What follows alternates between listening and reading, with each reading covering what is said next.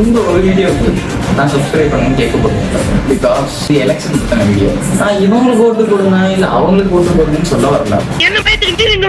அதான் மணி நேரம் இந்த கையில மை வச்சு ஓட்டு போடுறவங்களுக்கு அந்த ஓட்டோட அருமை தெரியும். அந்த ஒரு ஓட்டை வச்சுக்கிட்டு தான் அடுத்த 5 வருஷத்துக்கு ஒருத்தர் நம்மளை ஆள போறாரு. நம்மளை ஆளுறதா